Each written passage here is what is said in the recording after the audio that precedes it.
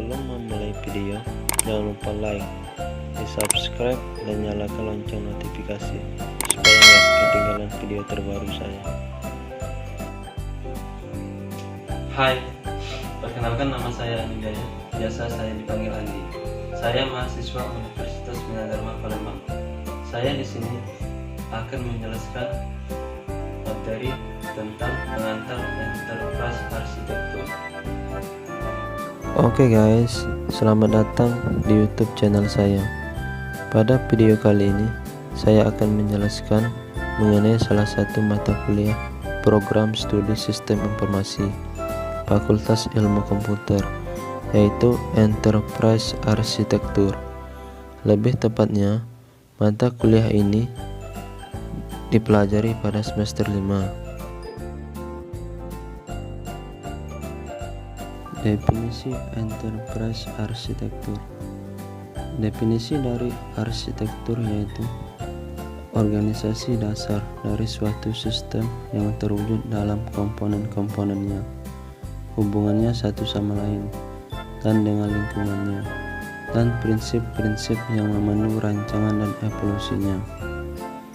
Definisi Enterprise Arsitektur yaitu arsitektur di mana sistem yang dimaksud adalah keseluruhan perusahaan, terutama proses bisnis, teknologi, dan sistem informasi perusahaan. Menurut Togab, arsitektur memiliki dua sisi: deskripsi formal dari suatu sistem atau rencana rinci sistem pada tingkat komponen untuk memenuhi penerapannya, struktur komponen, keterkaitannya, serta prinsip dan pedoman yang mengatur desain dan evolusinya dari waktu ke waktu.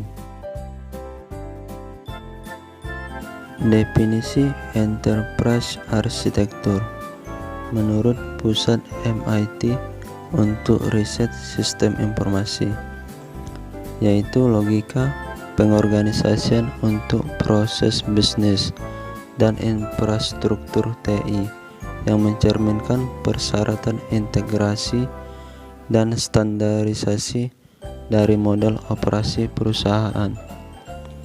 Definisi Enterprise Arsitektur dari searchgeo.com yaitu cetak biru konseptual yang mendefinisikan struktur dan operasi organisasi. Maksud dari arsitektur perusahaan adalah untuk menentukan bagaimana suatu organisasi dapat mencapai yang paling efektif saat ini. Enterprise Arsitektur dapat dideskripsikan sebagai berikut. IE adalah arsitektur, yaitu suatu deskripsi atau representasi sistem yang dibangun struktur dan operasi proses sistem satu-satunya sama lain, termasuk prinsip-prinsip dan pedoman untuk pengembangannya. Arsitektur dalam konteks IE mencakup arsitektur organisasi serta arsitektur pendukungnya. Dalam hal ini adalah teknologi informasi. Arsitektur dirancang mengacu pada visi misi yang ingin dicapai oleh organisasi. Visi atau misi adalah sesuatu yang sifatnya masa depan, sehingga IE sering terkait dengan perencanaan untuk mengubah saat ini menuju arsitektur masa depan.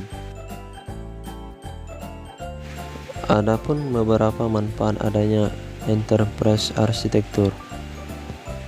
Yang pertama, membuat operasi TI yang lebih efisien, pengembalian yang lebih baik atas investasi TI yang ada, dan pengurangan risiko untuk investasi TI di masa depan. Pengadaan lebih cepat, lebih sederhana, dan lebih murah. Peningkatan fleksibilitas untuk pertumbuhan dan restrukturisasi bisnis. Waktu pemasaran yang lebih cepat untuk produk baru atau bahkan inovasi operasional, mengurangi risiko bisnis yang terkait dengan TI. menjembatani strategi bisnis, dan celah implementasi solusi yang lebih relevan untuk bisnis. Dampak atau risiko jika tidak adanya enterprise arsitektur. Yang pertama, ketidakmampuan untuk merespon dengan cepat tantangan yang didorong oleh perubahan bisnis, kurangnya arah dan sinergi yang sama, ketidakmampuan untuk memprediksi dampak perubahan di masa depan, peningkatan kesenjangan dan konflik arsitektur, kurangnya kesamaan dan konsistensi karena tidak adanya standar, kekakuan, redundansi, dan kurangnya skalabilitas dan fleksibilitas dalam solusi yang diterapkan, kurangnya integrasi, kompatibilitas, dan interoperabilitas antar aplikasi, antarmuka yang kompleks, rapuh, dan mahal antara aplikasi yang tidak sesuai. Pengembangan perangkat lunak AHOT didorong oleh pendekatan teknis dan reaktif. Perkembangan enterprise arsitektur. Bermula banyaknya metodologi arsitektur perusahaan telah datang dan pergi dalam 20 tahun terakhir. Pada titik ini, mungkin 90% lapangan menggunakan salah satu dari 4 metodologi berikut. Kerangka Jahman untuk arsitektur perusahaan. Meskipun digambarkan sendiri sebagai kerangka kerja, sebenarnya lebih akurat didefinisikan sebagai taksonomi. Open Group Architecture Framework atau TOGAF. Meskipun disebut kerangka kerja, sebenarnya lebih akurat didefinisikan sebagai suatu proses arsitektur perusahaan federal.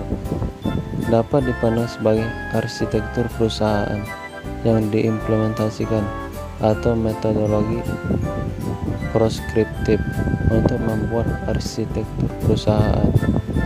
Metodologi Gartner paling tepat dijelaskan sebagai praktik arsitektur perusahaan.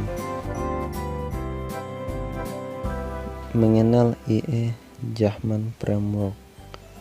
Jahman Framework diusulkan pertama kali oleh John Jahman pada tahun 1987.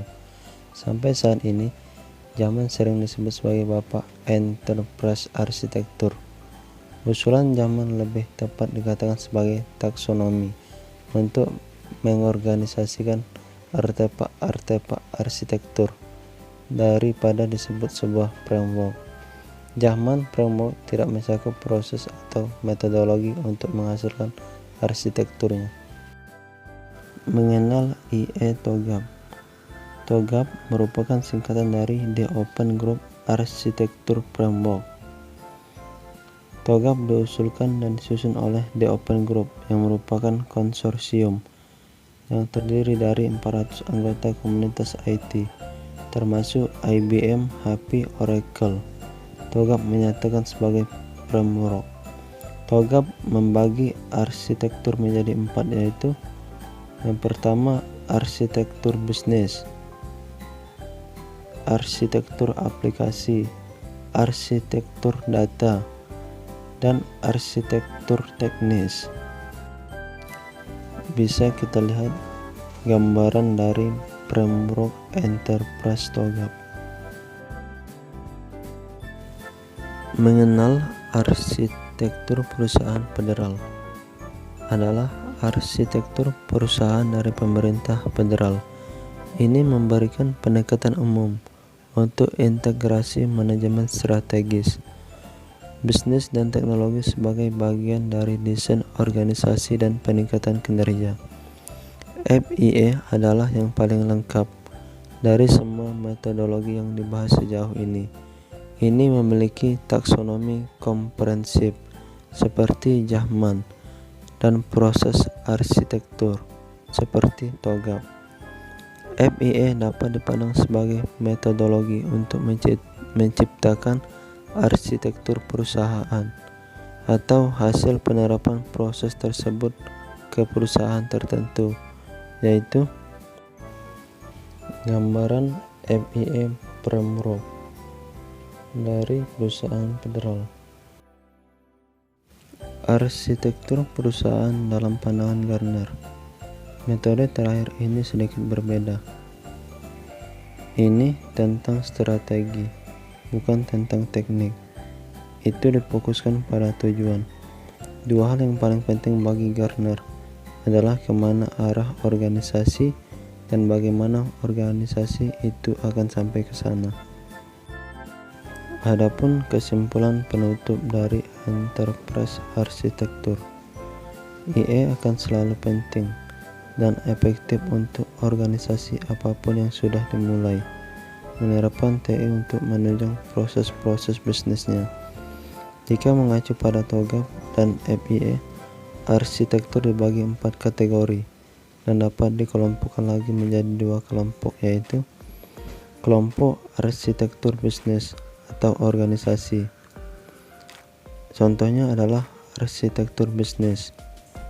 Kelompok arsitektur teknologi informasi. Contohnya arsitektur data, arsitektur aplikasi, dan arsitektur teknis atau teknologi. Panduan tata kelola TIC nasional menyatakan perlunya mendefinisikan enterprise arsitektur. Sekian, terima kasih. Sampai ketemu dengan video berikutnya.